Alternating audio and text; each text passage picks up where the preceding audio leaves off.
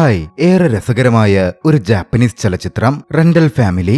നിങ്ങൾക്കൊരു കുടുംബത്തെ വാടകയ്ക്കെടുക്കാൻ കഴിഞ്ഞാലോ? ഒരു ദിവസത്തേക്ക് ഒരു അച്ഛനെ, അല്ലെങ്കിൽ അത്താഴ വിരുന്നിനൊരു പ്രതിശ്രുത വരനെ, അതുമല്ലെങ്കിൽ നിങ്ങൾ ഒറ്റയ്ക്കല്ലെന്ന് തോന്നിപ്പിക്കാൻ അടുത്തിരിക്കുന്ന ഒരു ഉറ്റ സുഹൃത്തിനെ. ടോക്കിയോയിൽ താമസിക്കുന്ന ഫിലിപ്പ് എന്ന അമേരിക്കൻ നടന്റെ കഥ ഇവിടെയാണ് പ്രസക്തമാകുന്നത്. കയ്യിൽ പണമില്ലാതെ, ആരും തിരിച്ചറിയാതെ, ഇനി ഒരിക്കൽ കൂടി ഓഡീഷനിൽ ഒരു തിരസ്കാരം കൂടി നേരിട്ടാൽ അഭിനയം തന്നെ ഉപേക്ഷിക്കാൻ തയ്യാറെടുത്ത് നിൽക്കുകയായിരുന്നു അയാൾ. അപ്പോഴാണ് ടോക്കിയോയിലെ ദുരൂഹമായ ഒരു ഏജൻസിയിലൂടെ അയാൾക്കൊരു ജോലി വന്നെത്തുന്നത്. എളുപ്പമുള്ള ഒരു ജോലി: അഭിനയിക്കുക, പുഞ്ചിരിക്കുക, കൃത്യസമയത്ത് സ്ഥലത്തെത്തിച്ചേരുക, ഉത്തമനായ ഒരു ബന്ധുവായി വേഷമിടുക, ശേഷം അങ്ങ് അപ്രത്യക്ഷനാവുക. ഏറെ ലളിതമെന്ന് തോന്നാമല്ലേ? പക്ഷേ ഫിലിപ്പിന്റെ ജീവിതത്തിൽ സംഭവിച്ചത് പ്രതീക്ഷകൾക്കും അപ്പുറമായിരുന്നു. രസകരമായ കഥയിലേക്ക് പോകുന്നതിന് മുമ്പ് സിനിമാ കഥകൾ കേൾക്കാൻ ഇഷ്ടപ്പെടുന്ന പുതിയ കൂട്ടുകാരുണ്ടെങ്കിൽ നമ്മുടെ ചാനൽ ഒന്ന് സബ്സ്ക്രൈബ് ചെയ്യണേ. കൂട്ടുകാർക്ക് ഷെയർ ചെയ്തു കൊടുക്കുകയും വീഡിയോ ഹൈപ്പ് ചെയ്യുകയും ലൈക്ക് ചെയ്യുകയും കമന്റ് ചെയ്യുകയും ചെയ്യൂ. നമുക്ക് നേരെ വിശദമായ കഥയിലേക്ക് പോകാം. കഥ ആരംഭിക്കുന്നത് ആധുനിക ടോക്കിയോയുടെ പശ്ചാത്തലത്തിലാണ്. ഫിലിപ്പ് എന്ന അമേരിക്കക്കാരനെ നമ്മൾ പരിചയപ്പെടുന്നു. അദ്ദേഹം അന്ന് ട്രെയിനിൽ കയറാൻ നിൽക്കുകയായിരുന്നു. പക്ഷേ അദ്ദേഹത്തിന് അന്ന് ട്രെയിൻ നഷ്ടപ്പെട്ടു. എങ്ങനെയൊക്കെയോ കഷ്ടപ്പെട്ട് അയാൾ ഓഡീഷനിലേക്ക് എത്തിച്ചേർന്നു. ഫിലിപ്പ് ഒരു നടനാണ്, പരാജയപ്പെട്ട നടൻ എന്ന് വേണമെങ്കിൽ പറയാം. 7 വർഷം മുമ്പാണ് അയാൾക്ക് നല്ലൊരു വേഷം കിട്ടിയത്. അയാൾ ഇപ്പോൾ വല്ലാതെ സ്ട്രഗിൾ ചെയ്തുകൊണ്ടിരിക്കുകയാണ്. ഫാക്ടറി പോലെ ഒരു മൂലയ്ക്കൽ നിൽക്കുന്ന ജൂനിയർ ആർട്ടിസ്റ്റിന്റെ റോള് പോലുള്ള റോളുകളൊക്കെയാണ് അയാൾ ഇപ്പോൾ ചെയ്യുന്നത്.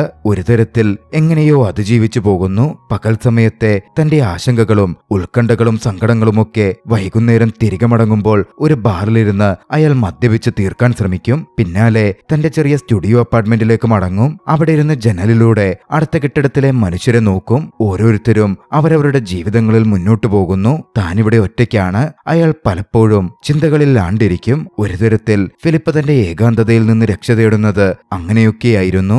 അടുത്ത ദിവസം തന്റെ ഏജന്റിന്റെ കോൾ വന്നപ്പോഴാണ് ഫിലിപ്പ് ഞെട്ടിയുണർന്നത്. ഒരു ദുഃഖിതനായ അമേരിക്കക്കാരന്റെ റോൾ അഭിനയിക്കാൻ ഫിലിപ്പിനെ ആവശ്യമുണ്ട്. ജോലി കൃത്യം 1 മണിക്കൂറിൽ തുടങ്ങണം. ലൊക്കേഷൻ ഏജന്റ് അറിയിച്ചു. ഫിലിപ്പ് സ്ഥലത്തേക്കെത്തി. കുറച്ചു വൈകിയിരുന്നു. അവിടെ എത്തിയപ്പോഴാണ് മനസ്സിലാവുന്നത് അതൊരു ശവസംസ്കാര ചടങ്ങാണ്. വൈകിയെത്തിയത് കൊണ്ട് ആളുകൾക്കിടയിലൂടെ കടന്ന് ഒഴിഞ്ഞ ഒരിടത്ത് ഫിലിപ്പ് ചെന്നിരുന്നു. അയാൾക്ക് വല്ലാത്തൊരു ജാളിത തോന്നുന്നുണ്ടായിരുന്നു. മരിച്ച വ്യക്തിയുടെ സുഹൃത്ത് ഹൃദയസ്പർശിയായ അനുസ്മരണ പ്രസംഗം നടത്തുകയാണ്. പെട്ടെന്ന് മൃതദേഹം എഴുന്നേറ്റ് തലചരിച്ചു. അത് കണ്ട് ഫിലിപ്പ് അക്ഷരാർത്ഥത്തിൽ ഞെട്ടി. പക്ഷേ അവിടെയുള്ള മറ്റാരും അത് ശ്രദ്ധിക്കുന്നേയില്ല. അവർ ദുഃഖിതരായി തുടരുന്നു. ചിലർ കരയുന്നു. യഥാർത്ഥത്തിൽ അതൊരു വ്യാജ ശവസംസ്കാരമായിരുന്നു. മരിച്ചെന്ന് കരുതപ്പെടുന്ന വ്യക്തിയും കുടുംബവും ചേർന്ന് നടത്തുന്ന ഒരു നാടകം. അനുശോചന പ്രസംഗങ്ങൾക്കായി എത്തിയവർ നടത്തിയ ഓരോ പ്രഭാഷണവും കേട്ടതോടെ ആ മനുഷ്യന് ജീവിതത്തിലേക്ക് മടങ്ങാൻ ഒരു പുതിയ ആവേശം തന്നെ കിട്ടി. ജീവിതത്തിന്റെ അർത്ഥം മനസ്സിലായതുപോലെ അനുഭവപ്പെട്ടു. ഇതൊക്കെ കണ്ട് ഫിലിപ്പാകെ പരിഭ്രമിച്ചു നിൽക്കുകയാണ്. ആ മനുഷ്യൻ എന്തിനാണ് ഇങ്ങനെ ചെയ്തത് എന്നറിയാൻ ഫിലിപ്പിന് ഉള്ളിന്റെ ഉള്ളിലൊരു തോന്നലുണ്ടായി. അയാൾ കിടന്നിരുന്ന അതേ ശവപ്പെട്ടിക്കുള്ളിലേക്ക് ഫിലിപ്പ് കയറിക്കിടന്നു. ഫിലിപ്പിന്റെ ആ പ്രവൃത്തി ഫിലിപ്പിന്റെ തൊഴിലുടമ നേരിട്ട് കണ്ടിരുന്നു. ഷിൻജി എന്നായിരുന്നു അയാളുടെ പേര്. ഷിൻജിയുമായി ഫിലിപ്പ് സംസാരിച്ചു. അപ്പോഴാണ് ഫിലിപ്പ് ചില കാര്യങ്ങൾ മനസ്സിലാക്കുന്നത്. റെന്റൽ ഫാമിലി എന്ന പേരിലുള്ള ഒരു പ്രത്യേക കമ്പനിയുണ്ട്. ഷിൻജിയാണ് ആ കമ്പനിയുടെ ഉടമ. ഇത്തരത്തിൽ ആളുകളുടെ ഇമോഷനുകൾ വേണ്ടിവരുന്ന ഓരോ ഇടങ്ങളിലേക്ക് ആളുകളെ പ്രൊവൈഡ് ചെയ്യലാണ് ഷിൻജിയുടെ കമ്പനി ചെയ്യുന്നത്. ഫിലിപ്പ് വൈകിയെത്തിയതുകൊണ്ടും അവിടുത്തെ അപ്പോഴത്തെ ആ അന്തരീക്ഷം ഒന്ന് നശിപ്പിച്ചതുകൊണ്ടും ഫിലിപ്പിന്റെ കൂലി കുറയ്ക്കും എന്ന് ഷിൻജി പറഞ്ഞു. ആശയക്കുഴപ്പത്തിലായ ഫിലിപ്പ് വീണ്ടും കമ്പനിയെക്കുറിച്ച് ചോദിച്ചു. ഷിൻജി കമ്പനിയുടെ കാര്യങ്ങൾ ഒന്ന് വിശദീകരിച്ചു കൊടുത്തു. ഫിലിപ്പിന് പറ്റിയ നല്ല ജോലികൾ തങ്ങളുടെ കമ്പനിയിലുണ്ടെന്നും താല്പര്യമുണ്ടെങ്കിൽ ഓഫീസിലേക്ക് വരണമെന്നും പറഞ്ഞ് ഷിൻജി തന്റെ വിസിറ്റിംഗ് കാർഡ് കൊടുത്ത് അദ്ദേഹത്തെ ക്ഷണിച്ചു. ഫിലിപ്പിന് അപ്പോഴും റെന്റൽ ഫാമിലി എന്ന ആ കമ്പനിയെപ്പറ്റി പൂർണ്ണമായി മനസ്സിലായിട്ടില്ല.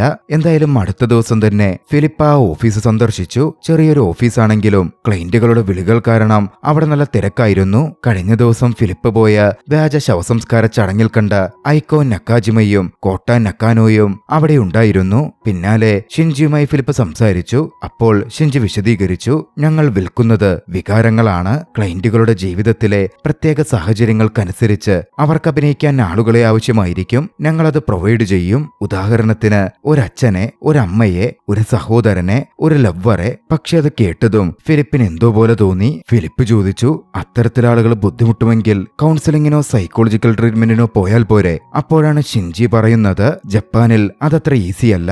ഒരാൾക്ക് മെന്റൽ ഹെൽത്ത് ഇഷ്യൂസ് ഉണ്ടെന്ന് പറഞ്ഞാൽ അതിവിടെ മോശം രീതിയിലാണ് നോക്കിക്കാണപ്പെടുക. അതുകൊണ്ട് ക്ലയന്റുകൾ മറ്റ് മറ്റു വഴികൾ നോക്കും. പ്രശ്നങ്ങൾ പരിഹരിക്കാൻ, മെന്റൽ ഹെൽത്ത് സംരക്ഷിക്കാൻ എളുപ്പമുള്ള വഴികൾ കണ്ടെത്തും. അതാണ് നമ്മുടെ കമ്പനി പ്രൊവൈഡ് ചെയ്യുന്നത്. പക്ഷേ എന്തുകൊണ്ടോ അവരുടെ വിശദീകരണമൊന്നും ഫിലിപ്സിന് പറ്റുന്നുണ്ടായിരുന്നില്ല. താൻ ഈ ജോലിക്ക് പറ്റിയ ആളല്ല എന്ന് പറഞ്ഞ് കൈകൊടുത്ത് അവിടെ നിന്ന് ഇറങ്ങാൻ വേണ്ടി ഫിലിപ്സ് തുനിഞ്ഞു. പക്ഷേ ഫിലിപ്പ് വാതിലിന്റെ അടുത്ത് എത്താറായപ്പോ ഫിലിപ്പിന്റെ പഴയൊരു പരസ്യം തനിക്ക് വളരെ ഇഷ്ടമായിരുന്നെന്ന് ഷിൻജു പറഞ്ഞു. അപ്പോഴാണ് ഫിലിപ്പ് ചിന്തിക്കുന്നത്, തനിക്ക് ലഭിച്ച ഏറ്റവും മികച്ച പ്രതിഫലമുള്ള വലിയൊരു ജോലി 7 കൊല്ലം മുമ്പായിരുന്നു. അത് ഒരു ടൂത്ത് ബ്രഷിന്റെ അഡ്വർടൈസ്മെന്റ് ആണ്. അന്നതിന് ജപ്പാനിൽ പരക്കെ സ്വീകാര്യത കിട്ടിയിരുന്നു. അതുകൊണ്ടാണ് കൂടുതൽ അവസരങ്ങൾ തേടി ജപ്പാനിലേക്ക് ഫിലിപ്പ് വന്നതും. പക്ഷേ പിന്നീട് അങ്ങോട്ടേക്ക് നല്ല അവസരങ്ങൾ കിട്ടിയില്ല. ഇപ്പോൾ ദൈനംദിന ജീവിതത്തിന് വേണ്ടി കഷ്ടപ്പെട്ടുകൊണ്ടിരിക്കുന്നു. ഫിലിപ്പ് വീണ്ടും ഒന്നുകൂടി ചിന്തിച്ചു, നല്ലൊരു ജോലി അവസരമാണ്, അത്യാവശ്യം നല്ല പ്രതിഫലവും കിട്ടും, ഒടുവിൽ മുന്നോട്ടുള്ള ജീവിതത്തിന് സഹായമാകുമല്ലോ എന്ന് കരുതി ഫിലിപ്പ് ആ ജോലി സ്വീകരിച്ചു. അധികം വൈകാതെ ഫിലിപ്പിന്റെ ആദ്യ ജോലി വന്നെത്തി. ഫിലിപ്പും കമ്പനി സ്റ്റാഫായ ഐക്കോയും ഒരു ക്ലയന്റിനെ ചെന്ന് കണ്ടു. തന്റെ വിവാഹം വ്യാജമായി ഒന്ന് നടത്താൻ ആഗ്രഹിക്കുന്ന ഒരു ക്ലയന്റ് ആയിരുന്നു അത്. ഫിലിപ്പ് അവിടെ വരനായി അഭിനയിക്കണം. പരമ്പരാഗത ജാപ്പനീസ് രീതിയിൽ ക്ലയന്റിനൊപ്പം ഫിലിപ്പ് വിവാഹത്തിലേർപ്പെടണം. അതൊരു യഥാർത്ഥ വിവാഹമാണെന്നും വിവാഹത്തിനു ശേഷം കാനഡയിലേക്ക് പോകുമെന്നാണ് അവൾ അവളുടെ വീട്ടുകാരെ വിശ്വസിപ്പിച്ചിരിക്കുന്നത്. അവരുടെ സന്തോഷത്തിന് വേണ്ടിയാണ് ഇത് ചെയ്യുന്നതും. അതൊക്കെ കേട്ടതും ഫിലിപ്പ് ചോദിച്ചു, മാതാപിതാക്കൾ ഇങ്ങനെ കബളിപ്പിക്കുന്നത് ശരിയാണോ? പക്ഷേ ക്ലയന്റിന് തന്റെ തീരുമാനത്തിൽ നിന്ന് പിന്നിലേക്ക് പോകാൻ ഒരു ഉദ്ദേശവും ഉണ്ടായിരുന്നില്ല.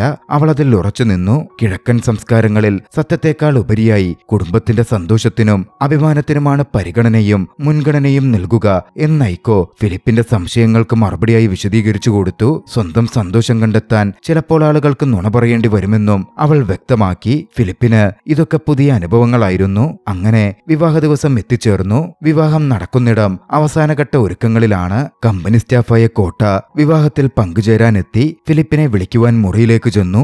നോക്കുമ്പോൾ അവിടെ ഫിലിപ്പില്ല. കോട്ട ഒന്ന് പാനിക്കായി. ഉടൻ തന്നെ അവൻ പോയി ഷിൻജിയോടും ഐക്കോയോടും കാര്യം പറഞ്ഞു. അവർ അവിടെ മുഴുവൻ ഫിലിപ്പിനായി തിരയാൻ തുടങ്ങി. ഒടുവിൽ വിവാഹം തുടങ്ങാൻ മിനിറ്റുകൾ മാത്രം ബാക്കിയുള്ളപ്പോൾ പേടിച്ച് ബാത്റൂമിൽ ഒളിച്ചിരുന്ന ഫിലിപ്പിനെ ഐക്കോ കണ്ടെത്തി. പരിഭ്രമം കാരണം മൊത്തത്തിൽ ആ ജോലി തന്നെ വേണ്ടെന്ന് വെക്കാം എന്നായിരുന്നു ഫിലിപ്പ് ചിന്തിച്ചുകൊണ്ടിരുന്നത്. പരിഭ്രമത്തോടെ അത് ഐക്കോക്കടുക്കൽ ഫിലിപ്പ് പറയുകയും ചെയ്തു. ഉടൻ ഐക്കോ ഫിലിപ്പിനോട് ദേഷ്യപ്പെട്ടുകൊണ്ട് പറഞ്ഞു, നിങ്ങൾ ചെയ്യുന്നത് എന്താണെന്നറിയോ? നിങ്ങൾ അവളുടെ ജീവിതം നശിപ്പിക്കും. ആ പാരന്റ്സിന് കിട്ടേണ്ട നല്ലൊരു ഓർമ്മയില്ലാതാക്കും. അവൾ ആഗ്രഹിക്കുന്ന സ്വാതന്ത്ര്യം അവൾക്ക് നഷ്ടപ്പെടുത്തും. നിങ്ങൾ എല്ലാം കുളമാക്കാനാണ് പോകുന്നത്. ഒടുവിൽ ഐക്കോയുടെ വാക്കുകൾ കേട്ട് ഫിലിപ്പ് പുറത്തു വന്നു. വിവാഹത്തിനായൊരുങ്ങി വിവാഹവേദിയിലേക്കെത്തി. ഫിലിപ്പും ക്ലയന്റും ചേർന്ന് പരമ്പരാഗത ജാപ്പനീസ് വിവാഹ ചടങ്ങുകൾ ഓരോന്നും പൂർത്തിയാക്കി. ചടങ്ങിന്റെ അവസാനത്തിൽ പെൺകുട്ടിയുടെ മാതാപിതാക്കൾ തങ്ങളുടെ കുടുംബത്തിലേക്ക് ഫിലിപ്പിനെ സ്വാഗതം ചെയ്തു, ആലിംഗനം ചെയ്യുകയും ചെയ്തു. അന്ന് വൈകുന്നേരം ചടങ്ങുകളുടെ അവസാനമെന്ന പോലെ ഫിലിപ്പും ക്ലയന്റും ഒരു ഹണിമൂൺ സ്യൂട്ടിലേക്ക് എത്തിക്കപ്പെട്ടു. അവർ അവിടെ കുറച്ചു നേരം തുടർന്നു. കുറച്ചു കഴിഞ്ഞപ്പോൾ അങ്ങോട്ടേക്ക് മറ്റൊരു പെൺകുട്ടി കടന്നു വന്നു. അപ്പോഴാണ് ഒരു കാര്യം വ്യക്തമായത്. യാഥാർത്ഥ്യത്തിൽ ഫിലിപ്പിന്റെ ആ ക്ലയന്റ് ഒരു സ്വവർഗാനുരാഗിയായിരുന്നു. അവളുടെ വിവാഹം അവളുടെ വൈഫുമായി നേരത്തെ കഴിഞ്ഞതാണ്. അവരൊന്നിച്ച് കാനഡയിലേക്ക് മൈഗ്രേറ്റ് ചെയ്യാൻ തീരുമാനിച്ചിരിക്കുകയാണ്. പാരന്റ്സിന് സന്തോഷം കിട്ടാനും പ്രശ്നങ്ങളൊന്നുമില്ലാതെ അവർക്ക് കാനഡയിലേക്കും പോവാനും വേണ്ടിയായിരുന്നു ക്ലയന്റ് അത്തരത്തിലൊരു പദ്ധതിയിട്ടത്. എല്ലാം ഭംഗിയായി പൂർത്തിയായിരിക്കുന്നു. വൈകാതെ ക്ലയന്റിനോട് യാത്ര പറഞ്ഞ് ഫിലിപ്പ് അവിടെ നിന്ന് ഇറങ്ങാൻ തുടങ്ങി. ക്ലയന്റും ഭാര്യയും ഫിലിപ്പിനോടും നന്ദി അറിയിച്ചു. അന്ന് അവിടെ നിന്ന് ഇറങ്ങിയപ്പോഴായിരുന്നു ഐക്കോയും ഷിൻജിയും തനിക്ക് വിശദീകരിച്ചു തന്ന കാര്യങ്ങൾ ഫിലിപ്പിന് വ്യക്തമായി മനസ്സിലാകുന്നത്.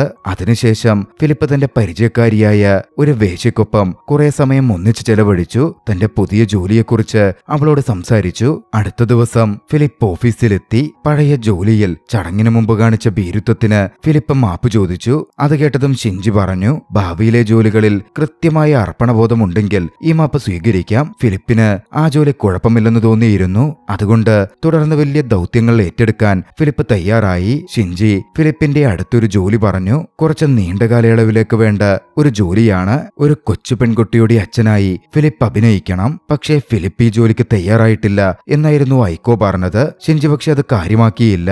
ആ കുട്ടിയുടെ അമ്മയ്ക്ക് മകളുടെ സ്വകാര്യ സ്കൂൾ പ്രവേശനം സാധ്യമാക്കിയെടുക്കുന്നതിനും അപ്പോൾ നടക്കുന്ന അഭിമുഖത്തിനുമായി ഒരു പിതാവിനെ ആവശ്യമാണ്. പക്ഷെ ആ പിതാവ് ഒരു അഭിനേതാവാണെന്ന കാര്യം തന്റെ മകൾ അറിയാൻ ആ മാതാവ് ആഗ്രഹിക്കുന്നില്ല. തന്റെ മകൾ ഫിലിപ്പിനെ യഥാർത്ഥ അച്ഛനായി തന്നെ വിശ്വസിക്കണം എന്നാണ് അവരുടെ ആഗ്രഹം. ഫിലിപ്പിന് ഒരു കൊച്ചുകുട്ടിയോട് നുണ പറയാൻ തനിക്ക് സാധിക്കുമോ എന്ന സംശയം തോന്നിയിരുന്നു. പ്രത്യേകിച്ചും ഫിലിപ്പ് ഫിലിപ്പ് അച്ഛനില്ലാതെ വളർന്ന ഒരാളാണ്. അതുകൊണ്ട് ആ ഒരു സംഗതി അയാൾക്ക് വലിയ വെല്ലുവിളി തന്നെയായിരുന്നു.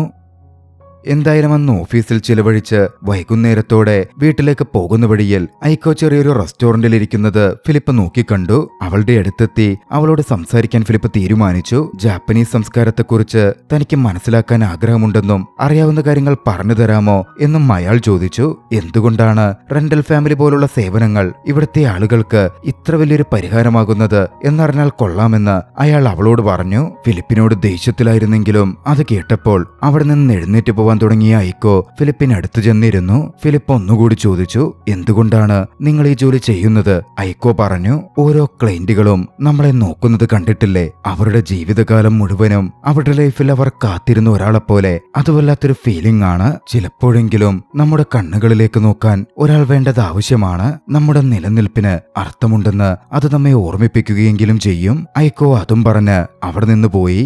മറുവശത്ത് ഷിൻജി തന്റെ വീട്ടിലേക്ക് എത്തുകയായിരുന്നു. ഷിൻജിയുടെ ഭാര്യയും മകനും ഷിൻജിയെ സ്വീകരിച്ചു. അവരോടൊപ്പം ഷിൻജി അന്ന് ഡിന്നർ കഴിച്ചു. ഫിലിപ്പും വീട്ടിലേക്ക് മടങ്ങിയെത്തിയിരുന്നു. വീട്ടിലെത്തിയ ഫിലിപ്പ് അവിടെ ഇരുന്ന് തന്റെ പരിശീലനം തുടങ്ങി. അടുത്ത ദിവസം ആ കുട്ടിയെ മീറ്റ് ചെയ്യണം. ഒരച്ഛനെ പോലെ സംസാരിക്കാനുള്ള ശൈലിയും ശബ്ദവും അയാൾ കണ്ടെത്തി. പിറ്റേന്ന് രാവിലെ ഹിറ്റോമി കവാസാക്കി എന്ന ക്ലയന്റിനെ ഫിലിപ്പ് ചെന്ന് കണ്ടു. അവിടെ നിന്നും അയാളുടെ വേഷം ഔദ്യോഗികമായി ആരംഭിക്കുകയായിരുന്നു. ഹിറ്റോമി ഫിലിപ്പിനെ കണ്ടതും ഫിലിപ്പിന്റെ കയ്യിലേക്ക് ഒരു സമ്മാനം ഏൽപ്പിച്ചു. മിയക്ക് പണ്ട് തൊട്ടേ ഇഷ്ടപ്പെട്ട ഒരു സ്കൂൾ ബാഗായിരുന്നു അത്. ഫിലിപ്പ് അത് വാങ്ങിക്കൊണ്ടുവന്ന പോലെ മിയക്ക് കൊടുക്കണം. മിയ എന്നാണ് ഹിറ്റോമിയുടെ മകളുടെ പേര്. അച്ഛൻ US-ൽ നിന്ന് വരുന്നതാണ് എന്ന മട്ടിലായിരിക്കണം മിയയോട് പെരുമാറേണ്ടത്. മിയക്ക് ഒരു കൂടിക്കാഴ്ച ഒരു സർപ്രൈസ് ആയിരിക്കും. അച്ഛനെ കാണാൻ പോകാമെന്ന് അല്ലാതെ പറഞ്ഞു വിളിച്ചാൽ മിയ വരില്ല. അത്രനാളും വരാത്ത അച്ഛനോട് അവൾക്ക് വലിയ ദേഷ്യം തന്നെയുണ്ട്. എല്ലാം മനസ്സിലാക്കി ഹിറ്റോമിയുടെ പിന്നാലെ ഫിലിപ്പ് ചെന്നു. ഹിറ്റോമി മിയക്ക് ഫിലിപ്പിനെ പരിചയപ്പെടുത്തി. കെവിൻ എന്നാണ് പേരെന്നും നിന്റെ അച്ഛനാണെന്നുമായിരുന്നു ഹിറ്റോമി ഫിലിപ്പിനെ ഇൻട്രൊഡ്യൂസ് ചെയ്തത്. ഫിലിപ്പ് ഗിഫ്റ്റ് മിയക്ക് കൊടുത്തു. പക്ഷേ മിയ ദേഷ്യത്തിൽ അത് വലിച്ചെറിഞ്ഞു. ഇങ്ങനെ കൈക്കൂലിയൊന്നും തന്ന് എന്നെ വശത്താക്കാൻ പറ്റില്ല എന്നായിരുന്നു ദേഷ്യത്തിൽ അവൾ പറഞ്ഞത്. പിന്നാലെ അവൾ എഴുന്നേറ്റ് ഓടിപ്പോവാൻ തുടങ്ങി. ഫിലിപ്പ് അവളെ പിന്തുടർന്നു. ഒടുവിൽ അവൾ നിന്നപ്പോൾ ഫിലിപ്പ് അവളുടെ അടുത്തെത്തി. ഒരു പ്രശസ്തമായ സ്വകാര്യ സ്കൂളിൽ മിയക്ക് പ്രവേശനം ലഭിക്കാൻ സഹായിക്കാനാണ് താൻ അങ്ങോട്ടേക്ക് വന്നതെന്ന് ഫിലിപ്പ് വിശദീകരിച്ചു. താൻ അവളെ മറന്നിട്ടില്ലെന്നും കൂട്ടിച്ചേർത്തു. കുറഞ്ഞപക്ഷം പ്രയോജനമുള്ള ഒരു അച്ഛനായിരിക്കാനെങ്കിലും താൻ ആഗ്രഹിക്കുന്നുവെന്നും ഫിലിപ്പ് പറയുന്നുണ്ടായിരുന്നു. അങ്ങനാണെങ്കിൽ ഇനി ഒരിക്കലും എന്നെ വിട്ടുപോവില്ലെന്ന് ഒരു പിങ്കി പ്രോമിസ് ചെയ്യാൻ വേണ്ടി മിയ ഫിലിപ്പിനെ നിർബന്ധിച്ചു. ഫിലിപ്പ് ഒന്ന് അങ്കലാപ്പിലായി പോയിരുന്നു. പക്ഷേ മിയക്കെടുക്കൽ ഫിലിപ്പ് പിങ്കി പ്രോമിസ് ചെയ്തു. അധികം വൈകാതെ ഫിലിപ്പിനെ തേടി മറ്റൊരു ജോലി കൂടി വന്നെത്തി. ഒരു പ്രശസ്തനായ നടനെ അഭിമുഖം ചെയ്യാനും അദ്ദേഹത്തെക്കുറിച്ച് എഴുതാനും ആഗ്രഹിക്കുന്ന ഒരു പത്രപ്രവർത്തകന്റെ വേഷമാണത്. സമൂഹം തന്നെ മറന്നിട്ടില്ലെന്ന് അച്ഛന് തോന്നാൻ വേണ്ടി അദ്ദേഹത്തിന്റെ മകൾ ഫിലിപ്പിനെ വാടകയ്ക്കെടുത്ത് ചെയ്യിപ്പിക്കുന്ന ജോലി. ഫിലിപ്പ് ഒരു ജേർണലിസ്റ്റായി പഴയ ആർട്ടിസ്റ്റായിരുന്ന അദ്ദേഹത്തിന്റെ അടുത്തെത്തണം. അദ്ദേഹത്തോട് പഴയ കാര്യങ്ങളൊക്കെ സംസാരിപ്പിച്ച് അദ്ദേഹത്തിന്റെ ഓർമ്മ നിലനിർത്തണം. ഡിമെൻഷ്യ ബാധിച്ചു തുടങ്ങിയ വൃദ്ധനായ ആ മനുഷ്യന്റെ ഓർമ്മ അത്തരത്തിൽ കുറച്ചെങ്കിലും പുരോഗമനത്തോടെ നിലനിൽക്കും എന്ന മകൾ വിശ്വസിച്ചിരുന്നു. അങ്ങനെ ഫിലിപ്പ് ആ ജോലി ഏറ്റെടുത്തു. താൻ അഭിമുഖം ചെയ്യേണ്ട കിക്കോ ഹസെഗാവ എന്ന പ്രായമായ നടന്റെ അടുത്തേക്ക് ഫിലിപ്പ് വന്നു ചേർന്നു. ആ വൃദ്ധന്റെ പെരുമാറ്റം വളരെയധികം വിചിത്രമായിരുന്നു. എങ്കിലും കലയോടുള്ള അദ്ദേഹത്തിന്റെ അഭിനിവേശവും ഏറെ വ്യക്തമായിരുന്നു. കിക്കോ ആദ്യം ഫിലിപ്പുമായി സംസാരിക്കാനും മറ്റും വലിയ താല്പര്യം കാണിച്ചില്ലെങ്കിലും ഫിലിപ്പ് അദ്ദേഹത്തിന്റെ പുസ്തകങ്ങളെക്കുറിച്ചും ജാസ് സംഗീതത്തെക്കുറിച്ചുമൊക്കെ സംസാരിച്ചപ്പോ അദ്ദേഹം മനസ്സ് തുറന്നു. പിന്നാലെ സംസാരത്തിനിടയിൽ ചെരുപ്പൊന്നുമിടാതെ അദ്ദേഹം പുറത്തേക്കിറങ്ങി. പിന്നാലെ ഫിലിപ്പും വന്നു. അത് കണ്ട് പരിഭ്രമിച്ച കിക്കോയുടെ മകൾ മസാമി അങ്ങോട്ടേക്ക് ഓടിയെത്തി ഫിലിപ്പിനെ അഭിവാദ്യം ചെയ്ത് അദ്ദേഹത്തിന്റെ കാലിൽ ചെരുപ്പ് ധരിപ്പിച്ചു.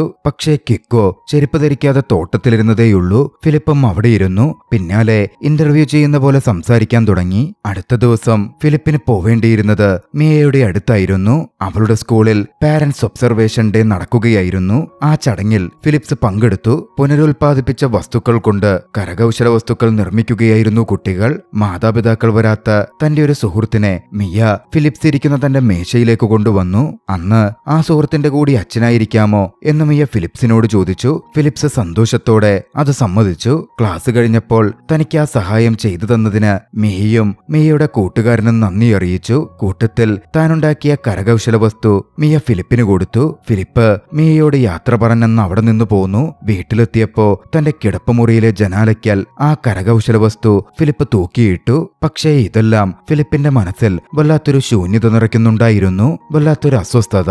എന്തായാലും ഫിലിപ്പിന്റെ ജീവിതം മുമ്പോട്ടേക്ക് തന്നെ പോയി.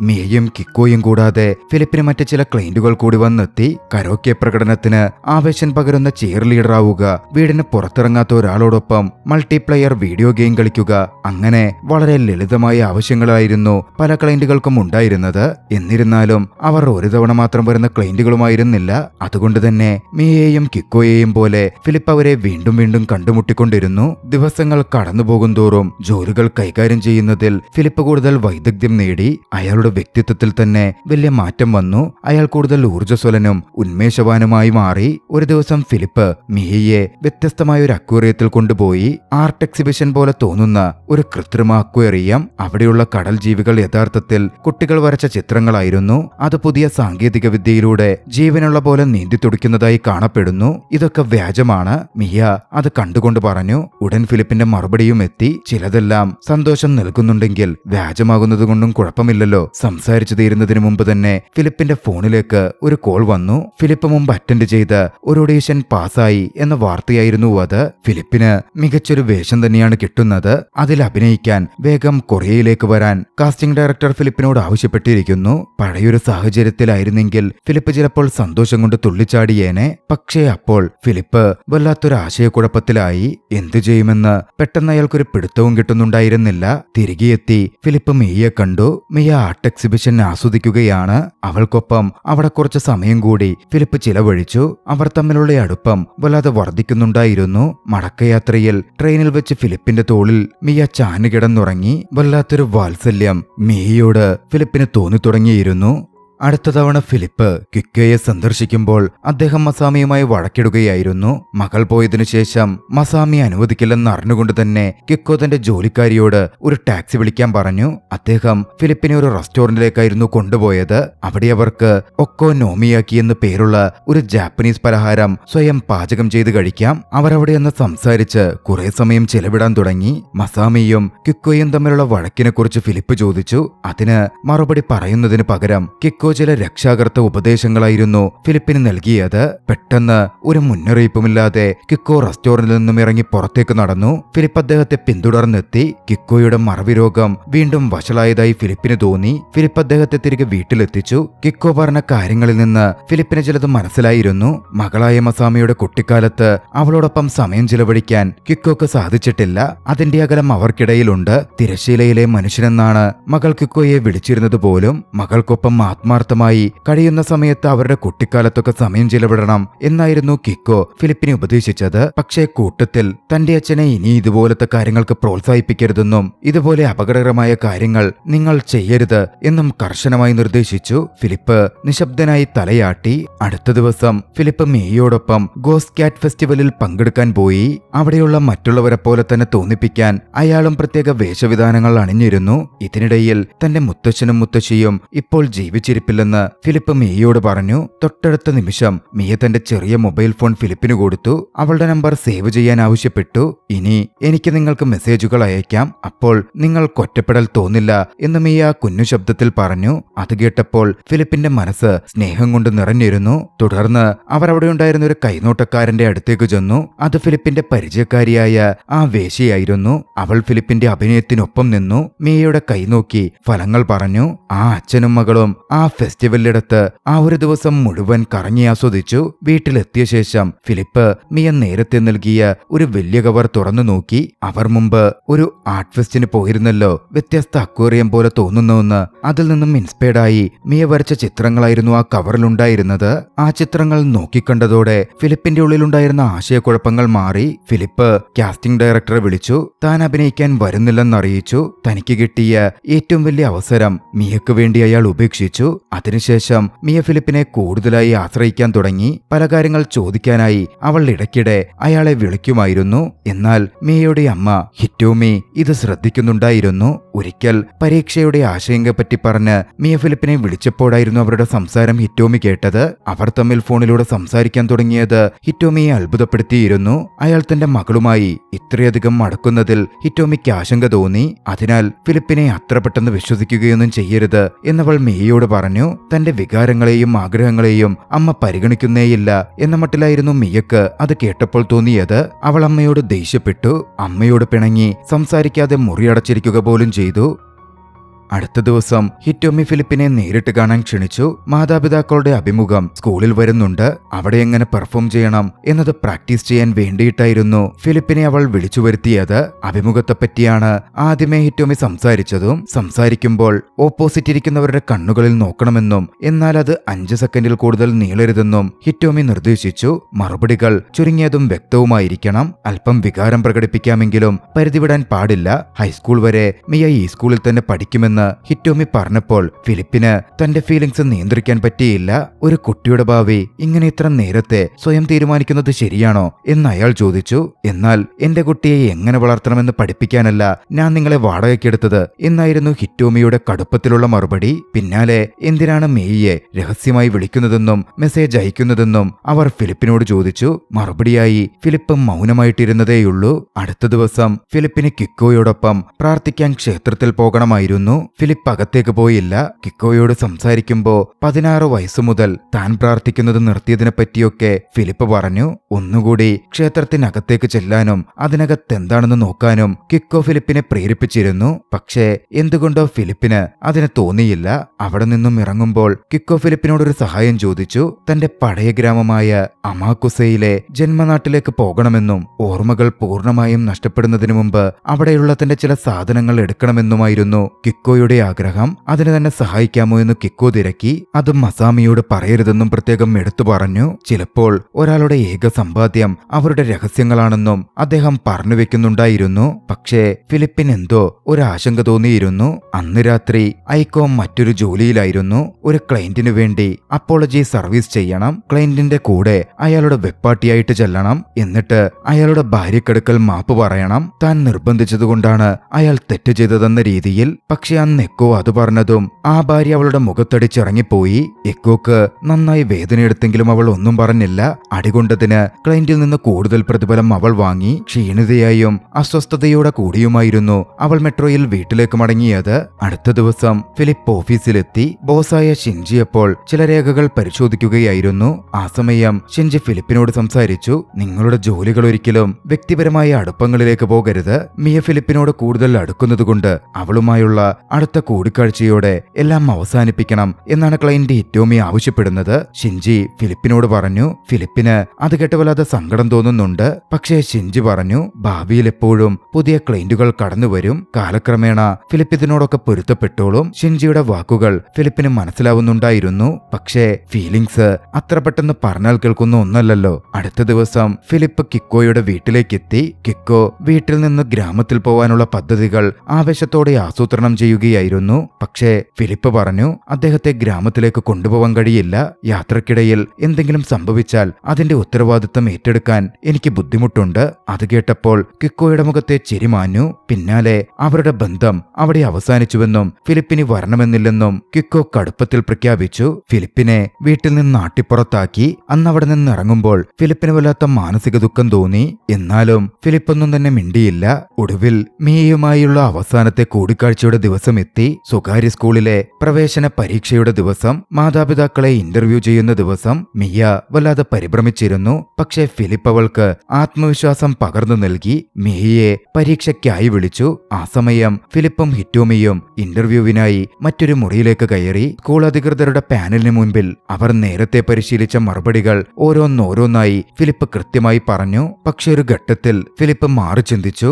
മിയയുടെ വിദ്യാഭ്യാസത്തെക്കുറിച്ചുള്ള തന്റെ ആശങ്കകൾ പ്രകടിപ്പിച്ചു. സംസാരിച്ചും അവൾ എത്രത്തോളം കഴിവുള്ള ഒരു കലാകാരിയാണെന്ന് അവൾ വരച്ച ചിത്രങ്ങളടക്കം കാണിച്ച് സ്കൂൾ അധികൃതരുടെ പാനലിന് മുമ്പിൽ ഫിലിപ്പ് വിശദീകരിച്ചു. മിയ ആ സ്കൂളിനൊരു അസറ്റായിരിക്കും എന്ന് ഫിലിപ്പ് പറഞ്ഞു വെക്കുകയും ചെയ്തു. ഹിറ്റോമിക്കാണെങ്കിൽ ഒന്നും പറയാൻ പറ്റുന്നുണ്ടായിരുന്നില്ല. ഒടുവിൽ ഇന്റർവ്യൂ കഴിഞ്ഞവർ പുറത്തിറങ്ങി. ഇനിയാണ് ഏറ്റവും കഠിനമേറിയ കാര്യം. ഫിലിപ്പിന് മിയയോട് യാത്ര പറയണം. ഫിലിപ്പ് മിയക്കടുത്തെത്തി അവളോടായി ഏറെ ദുഃഖത്തോടു കൂടി പറഞ്ഞു, ജോലിയുടെ ആവശ്യത്തിനായി എനിക്ക് അമേരിക്കയിലേക്ക് മടങ്ങണം. അടുത്തൊരു വർഷത്തേക്ക് നമുക്ക് കാണാൻ കഴിയില്ല. വലിയ താല്പര്യമൊന്നുമില്ലായിരുന്നെങ്കിലും മിയ സങ്കടത്തോടെ ഫിലിപ്പിനോട് യാത്ര പറഞ്ഞു. അവളെ കെട്ടിപ്പിടിച്ച് യാത്രയാക്കുമ്പോൾ ഉള്ളിലുള്ള സങ്കടവും നെഞ്ചിലെ വേദനയും അടക്കിപ്പിടിക്കാൻ ഫിലിപ്പ് ഒരുപാട് കഷ്ടപ്പെടുന്നുണ്ടായിരുന്നു. അന്ന് വൈകുന്നേരം ഫിലിപ്പ് എക്കോക്കൊപ്പം ഒരു ബാറിൽ പോയി. അവിടെ ഇരുന്ന് ഓരോ കാര്യങ്ങൾ പറഞ്ഞവർ മദ്യപിച്ചു. തന്റെ സങ്കടങ്ങൾ ഫിലിപ്പ് പറഞ്ഞുകൊണ്ടിരുന്നു. ഒരു ഘട്ടത്തിൽ ഫിലിപ്പ് ചോദിച്ചു, തങ്ങളുടെ കമ്പനിയുടെ സേവനം സ്വന്തം ആവശ്യത്തിന് എക്കോ എന്തെങ്കിലും ഉപയോഗിക്കുമോ? അവർ അതിനെപ്പറ്റി ചർച്ച തന്നെ ചെയ്തു. അപ്പോഴാണ് ഐക്കോയുടെ കവിളിലെ തല്ലുകൊണ്ട പാട് ഫിലിപ്പ് ശ്രദ്ധിക്കുന്നത്. അതിനെപ്പറ്റി ഫിലിപ്പ് തിരക്കി. കമ്പനി നടത്തുന്ന മാപ്പ് ചോദിക്കൽ ജോലിയെപ്പറ്റി ഫിലിപ്പ് അപ്പോഴാണ് അറിയുന്നത്. അതിനു പോകുമ്പോൾ ഇങ്ങനൊക്കെ സംഭവിക്കുമെന്നും ഐക്കോ പറഞ്ഞു. കമ്പനിയിൽ ഏറ്റവും കൂടുതൽ വരുന്നതും അത്തരത്തിലുള്ള ജോലിയാണത്രേ. ഐക്കോയുടെ അവസ്ഥ കേട്ടപ്പോൾ ഫിലിപ്പിന് ദുഃഖം തോന്നിയിരുന്നു. ഐക്കോക്ക് എന്തെങ്കിലും പറയാനുണ്ടെങ്കിൽ അവളെ കേൾക്കുവാൻ എന്റെ കാതുകൾ എപ്പോഴും കാത്തിരിക്കുന്നുണ്ടാകും എന്ന് ഫിലിപ്പ് അവളോട് പറഞ്ഞു. പിന്നാലെ ഫിലിപ്പ് തന്റെ അപ്പാർട്ട്മെന്റിലേക്ക് മടങ്ങി. അവിടെ എത്തുമ്പോൾ മിയ കൊടുത്ത കരകൗശല വസ്തുക്കളും ചിത്രങ്ങളും ഫിലിപ്പ് ഒന്നുകൂടി നോക്കി. അയാൾ അത് എടുത്തുമാറ്റി വെച്ചു. ജനലിലൂടെ വീണ്ടും മറ്റുള്ളവരുടെ ജീവിതം നോക്കി നിൽക്കാൻ തുടങ്ങി. ആ സമയം എതിർവശത്തെ കെട്ടിടത്തിൽ തനിച്ച് ദുഃഖിച്ചിരിക്കുന്ന ഒരു വൃദ്ധനെ ഫിലിപ്പ് നോക്കിക്കണ്ടു. അയാളെ കണ്ടതും ഫിലിപ്പ് കിക്കോയെപ്പറ്റി ചിന്തിച്ചു. ചില ആശയങ്ങൾ, ചില ചിന്തകൾ അയാളുടെ ഉള്ളിൽ മുട്ടിട്ടു. അടുത്ത ദിവസം വെളുപ്പിന് അയാൾ കിക്കോയുടെ വീട്ടിലേക്ക് ഒളിച്ചു കയറി. കിക്കോയെ വിളിച്ചുണർത്തി താൻ അദ്ദേഹത്തെ കൊണ്ടുപോവാൻ വന്നതാണെന്ന് പറഞ്ഞു. അത് കേട്ടപ്പോൾ കിക്കോ അത്രയധികം സന്തോഷിച്ചിരുന്നു. വേഗത്തിൽ സാധനങ്ങൾ പാക്ക് ചെയ്ത് കിക്കോ ഫിലിപ്പിനൊപ്പം ഇറങ്ങി. ഇതിനിടയിൽ മിയ തന്റെ കൂട്ടുകാരോടൊപ്പം ഒളിച്ചുകളി നടത്തുമ്പോൾ യാദൃച്ഛികമായി ടിവിയിൽ ഫിലിപ്പ് അഭിനയിച്ച പഴയൊരു വേഷം കണ്ടു. ആ നിമിഷം തന്നെ അവൾക്ക് സത്യം മനസ്സിലായി. അവൾ ഫിലിപ്പിനെ വിളിക്കാൻ ശ്രമിച്ചെങ്കിലും കണക്ഷൻ കിട്ടുന്നുണ്ടായിരുന്നില്ല. അല്പം കഴിഞ്ഞ് സ്കൂളിൽ നിന്ന് അഡ്മിഷൻ കിട്ടിയ വിവരമറിഞ്ഞ് മിയയുടെ അമ്മ സന്തോഷം കൊണ്ട് തുള്ളിച്ചാടി അങ്ങോട്ടേക്ക് വന്നു. പക്ഷെ മിയ ദുഃഖിതയായിട്ടിരിക്കുകയായിരുന്നു. ഹിറ്റോമിയോട് മിയ ചോദിച്ചു, ശരിക്കും ആ കെവിൻ എന്റെ അച്ഛൻ തന്നെയാണോ? പിന്നാലെ അവൾ കണ്ട ടിവി ഷോയുടെ വീഡിയോ അവൾ ഹിറ്റോമിക്ക് കാണിച്ചു കൊടുത്തു. ഹിറ്റോമി ഒന്നും മിണ്ടുന്നുണ്ടായിരുന്നില്ല. ആ നിശബ്ദത തന്നെ മിയക്കുള്ള മറുപടി വ്യക്തമാക്കിയിരുന്നു. ഇതേ സമയം മറുവശത്ത് കിക്കോയും ഫിലിപ്പും മാക്കുസയിലേക്കുള്ള യാത്ര തുടർന്നുകൊണ്ടിരിക്കുകയാണ്. ഹിച്ച് ഹൈക്ക് ചെയ്തും മറ്റുമായി അവർ ഒടുവിൽ തങ്ങളുടെ ലക്ഷ്യസ്ഥാനത്തേക്ക് എത്തി. വഴി വളരെ ദുഷ്കരമായിരുന്നെങ്കിലും കിക്കോ വല്ലാതെ സന്തോഷവാനായിരുന്നു. വഴിയിലെ ഒരു ചെറിയ ക്ഷേത്രം കണ്ട് അദ്ദേഹം ഫിലിപ്പിനോട് പറഞ്ഞു, മോനെ, മണ്ണും കാടും കടലുമെല്ലാം ദൈവമാണ്. ദൈവം എല്ലാറ്റിലുമുണ്ട്, നമ്മുടെ ശരീരത്തിനുള്ളിൽ പോലും. പിന്നാലെ മുന്നിലേക്ക് പോയി തന്റെ പഴയ ഉപേക്ഷിക്കപ്പെട്ട വീടിന് മുമ്പിലേക്ക് കിക്കോ എത്തിച്ചേർന്നു. തന്റെ കുട്ടിക്കാലവും മറ്റും അദ്ദേഹം അവിടെ നിന്ന് ഓർത്തെടുത്തു. ആദ്യമായി താൻ അഭിനയിച്ചു തുടങ്ങിയത് ഇവിടെയാണെന്നും തന്നെ വീണ്ടും ഇങ്ങോട്ടേക്ക് എത്തിച്ചതിൽ ഒരുപാട് നന്ദിയുണ്ടെന്നും അദ്ദേഹം ഫിലിപ്പിനോട് പറഞ്ഞു. അന്ന് രാത്രി അവിടെയായിരുന്നു അവർ ചെലവഴിച്ചത്. പിറ്റേന്ന് പുലർച്ചെ ഫിലിപ്പ് ഉണർന്നു നോക്കുമ്പോൾ കിക്കോയെ കാണാനില്ല. പുറത്തേക്കിറങ്ങി ഫിലിപ്പ് കിക്കോയെ തിരഞ്ഞു. ഒടുവിൽ കുറച്ചു മാറി ഒരു മരച്ചോട്ടിൽ കിക്കോ മണ്ണ് കിളയ്ക്കുന്നത് ഫിലിപ്പ് കണ്ടു. ഫിലിപ്പും കൂടെ ചെന്ന് അദ്ദേഹത്തെ സഹായിച്ചു. കുഴിച്ചിട്ട് പഴയൊരു മൺപാത്രം അവർക്ക് ലഭിച്ചു. അതിനുള്ളിൽ കിക്കോയുടെ പഴയ ഒരുപാട് ചിത്രങ്ങളായിരുന്നു. ഏറ്റവും മുകളിൽ അദ്ദേഹത്തിന്റെ മുൻഭാര്യയുടെ ചിത്രം. ടോക്കിയോയിൽ അഭിനയത്തിനായി പോയ കിക്കോ രോഗം ബാധിച്ച ഭാര്യയുടെ വിവരമറിഞ്ഞാണ് അങ്ങോട്ടേക്ക് എത്തിയത്. പക്ഷെ അദ്ദേഹം തിരികെ എത്തുമ്പോഴേക്കും അവർ മരണപ്പെട്ടിരുന്നു. മറവി രോഗത്തിനിടയിലും ആ ഓർമ്മകൾ വേദനയായി അദ്ദേഹത്തിന്റെ ഉള്ളിൽ അവശേഷിക്കുന്നു. എല്ലാം ഓർത്തെടുത്ത് വേദനയോടെ അദ്ദേഹം പൊട്ടിക്കരഞ്ഞു. ഫിലിപ്പ് അദ്ദേഹത്തിന് അവിടെ കൂട്ടിരുന്നു. അവിടുത്തെ കാര്യങ്ങളൊക്കെ കഴിഞ്ഞപ്പോ ഫിലിപ്പും കിക്കോയും മലയിറങ്ങാൻ തുടങ്ങി. ഇതിനിടയിൽ ഫോണിന് സിഗ്നൽ ലഭിച്ചതോടെ ഫിലിപ്പിന് നിരവധി സന്ദേശങ്ങൾ വന്നു. പിന്നാലെ ഷിൻജിയുടെ കോളും എത്തി. കിക്കോയെ തട്ടിക്കൊണ്ടുപോയെന്ന് പറഞ്ഞ് ഷിൻജി ഫിലിപ്പിനോട് ദേഷ്യപ്പെടാൻ ആരംഭിച്ചു. കമ്പനിയെ തന്നെ ഫിലിപ്പ് അപകടത്തിലാക്കി എന്നൊക്കെയായിരുന്നു അയാൾ പറഞ്ഞുകൊണ്ടിരുന്നത്. ഒരു ഘട്ടത്തിൽ ഫിലിപ്പിനും ദേഷ്യം വന്നു. ഫിലിപ്പ് മറുപടി പറഞ്ഞു, ആളുകളെ സഹായിക്കുന്നു എന്ന് പറയുന്ന നിങ്ങൾ യഥാർത്ഥത്തിൽ അവരെ ഉപദ്രവിക്കുകയാണ് ചെയ്യുന്നത്. നിങ്ങൾ വെറും ഒരു കപടനാട്ടിക്കാരൻ മാത്രമാണ്. ഐക്കോയുടെ കാര്യം വരെ നോക്കൂ. അവളെ തല്ലുകൊള്ളാൻ വിട്ട് നിങ്ങൾ പണമുണ്ടാക്കുന്ന കാര്യം മാത്രമാണ് നോക്കുന്നത്. അതും ചതിക്കും മറ്റുമായി പൂർണ്ണമായി കാത്തുനിൽക്കുന്നു. നിങ്ങൾക്ക് ഇതിലൊന്നും ഒരു ഉത്തരവാദിത്തമില്ലെന്ന് തോന്നുന്നുണ്ടോ എന്നൊക്കെ പറഞ്ഞ് ഫിലിപ്പ് ദേഷ്യപ്പെട്ടുകൊണ്ടിരുന്നു. പെട്ടെന്നായിരുന്നു നടന്നുകൊണ്ടിരുന്ന ക്വിക്കോ കുഴഞ്ഞു വീണത്. ഫിലിപ്പ് അദ്ദേഹത്തിന് അടുത്തേക്ക് ഓടിയെത്തി. ഉടനടി ക്വിക്കോയെ ആശുപത്രിയിൽ എത്തിച്ചു. വലിയ അപകടമൊന്നുമില്ലായിരുന്നെങ്കിലും ക്വിക്കോയുടെ മകൾ മസാമിയുടെ പരാതിയിൽ പോലീസ് ഫിലിപ്പിനെ അറസ്റ്റ് ചെയ്തു. കമ്പനിക്കിതിൽ ബന്ധമൊന്നുമില്ലെന്ന് പറഞ്ഞ് ഷിൻജി കൈ കഴുകി. പക്ഷേ എക്കോ അത് അംഗീകരിക്കാൻ കൂട്ടാക്കിയില്ല. ചികിത്സയ്ക്ക് ശേഷം ക്വിക്കോ സുഖം പ്രാപിച്ചു. പക്ഷെ അപ്പോഴും ഫിലിപ്പ് അറസ്റ്റിലാണ്. 2 ദിവസത്തിനുള്ളിൽ ഫിലിപ്പിന്റെ നിരപരാധിത്വം തെളിയിച്ചില്ലെങ്കിൽ ഫിലിപ്പ് ശിക്ഷിക്കപ്പെടും. ഐക്കോയും കോട്ടയും അതിനൊരു പരിഹാരം കണ്ടെത്തണം എന്ന് ഷിൻജിയോട് പറഞ്ഞെങ്കിലും കമ്പനി റൂളുകൾ ഫോളോ ചെയ്യാത്ത ഫിലിപ്പ് അനുഭവിക്കട്ടെ, അയാൾ നാടുകടത്തപ്പെടുകയാണെങ്കിൽ അങ്ങനെ ഉണ്ടാവട്ടെ എന്നായിരുന്നു ഷിൻജി പറഞ്ഞത്. അന്നത്തെ ജോലികളെപ്പറ്റി ഐക്കോയെയും കോട്ടയെയും ഓർമ്മിപ്പിച്ച് ഷിൻജി പറഞ്ഞയച്ചു. ഐക്കോക്ക് അന്നുമുണ്ടായിരുന്നത് ഒരു മാപ്പപേക്ഷിക്കുന്ന ജോലിയായിരുന്നു. അവിടെ ക്ലയന്റിന്റെ കാമുകിയായി അഭിനയിച്ച് അയാളുടെ ഭാര്യയോട് മാപ്പ് ചോദിക്കണം. പക്ഷേ അന്നങ്ങനെ ആ ഭാര്യയ്ക്ക് മുമ്പിൽ നിൽക്കുമ്പോൾ അവളുടെ മനസ്സിൽ ചില ചോദ്യങ്ങൾ വന്നു. ആലോചനയ്ക്ക് ശേഷം ആ ഭാര്യയ്ക്ക് മുമ്പിൽ ചതിക്കുന്ന ഭർത്താവിനെ പറ്റി അവളെ സത്യങ്ങൾ തന്നെ തുറന്നു പറഞ്ഞു. തുടർന്ന് താൻ ഈ ജോലി രാജിവെക്കുകയാണെന്നും ഷിൻജി ചെയ്യുന്നത് തെണ്ടിത്തരമാണെന്നും അവള് ഷിൻജിയെ വിളിച്ചറിയിച്ചു. ഷിൻജി നിരാശയോടെയായിരുന്നു അന്ന് വീട്ടിലേക്ക് എത്തിയത്. ഐക്കോയുടെയും ഫിലിപ്പിന്റെയും ആ വാക്കുകൾ അയാളെ ചിന്തിപ്പിച്ചിരുന്നു. അവിടെ അയാളുടെ കുടുംബം കാത്തിരിക്കുന്നുണ്ടായിരുന്നു. പക്ഷേ വീട്ടിലെത്തിയതും നിങ്ങൾ നിങ്ങളുടെ അഭിനയം മതിയാക്കി പൊക്കോളൂ എന്ന് ഷിൻജി തന്റെ ഭാര്യയോടും മകനോടും പറഞ്ഞു. അപ്പോഴാണ് ഒരു കാര്യം വ്യക്തമായത്. ഷിൻജി തന്റെ കുടുംബം എന്ന് പറഞ്ഞ് വീട്ടിൽ നിർത്തിയിരിക്കുന്ന ഭാര്യയും മകനും യഥാർത്ഥത്തിൽ നടന്മാർ മാത്രമാണ്. അവർ ഷിൻജിയുടെ യഥാർത്ഥ കുടുംബം പോലുമല്ല. തന്റെ ആശ്വാസത്തിന് ഷിൻജി അവരെ കുടുംബമായി അഭിനയിപ്പിക്കുകയായിരുന്നു. ഷിൻജിക്കും തിരിച്ചറിവുകൾ വന്നു തുടങ്ങുന്നു. ഫിലിപ്പിനെ എങ്ങനെയും രക്ഷിക്കണമെന്ന് ഐക്കോയും കോട്ടയും തീരുമാനിച്ചു. വക്കീലായി വേഷം കെട്ടി കിക്കോയോടും മസാമിയോടും സംസാരിക്കാൻ അവർ കിക്കോയുടെ വീട്ടിലെത്തി. അവർ അവിടെ കാത്തുനിൽക്കുമ്പോൾ കേസന്വേഷിക്കുന്ന ഡിറ്റക്റ്റീവ് വന്നിട്ടുണ്ട് എന്ന് പറയുന്നത് അവർ കേട്ടു. തങ്ങളുടെ വേഷം പൊളിയുമോ എന്നൊരു ഭയം അവർക്കുള്ളിൽ രൂപപ്പെട്ടിരുന്നു. പിന്നാലെ ഡിറ്റക്റ്റീവ് അകത്തേക്കെത്തി. ഡിറ്റക്റ്റീവിനെ കണ്ടതും അവർക്ക് ആശ്വാസം തോന്നി. വേഷം മാറി അങ്ങോട്ടേക്ക് വന്ന ഷിൻജി ആയിരുന്നു അത്. ഷിൻജിയുടെ ഉദ്ദേശവും ഫിലിപ്പിനെ സംരക്ഷിക്കലാണ്. ഷിൻജിക്ക് മനസ്സുമാറ്റം വന്നിരിക്കുന്നു. ഒടുവിൽ അവർ കിക്കോയോടും മസാമിയോടും സംസാരിച്ച് ഫിലിപ്പിന്റെ പേരിൽ കുറ്റമില്ല എന്ന് സ്ഥാപിച്ചെടുത്തു. ജയിൽമോചിതനായ ഫിലിപ്പ് തന്നെ സഹായിച്ചതിന് നന്ദി പറയാൻ ഐക്കോയുടെ അപ്പാർട്ട്മെന്റിലെത്തി. ആ സമയം ഐക്കോ ചോദിച്ചു, എന്തിനാ ഇത്രയും വലിയ റിസ്ക് എടുത്ത് കിക്കോയെ സഹായിച്ചത്? ഫിലിപ്പ് പറഞ്ഞു, 2 കൊല്ലം മുമ്പ് എന്റെ അച്ഛൻ മരണപ്പെട്ടു. അദ്ദേഹത്തിന്റെ ശവസംസ്കാരത്തിന് പോവാൻ എനിക്ക് സാധിച്ചിരുന്നില്ല.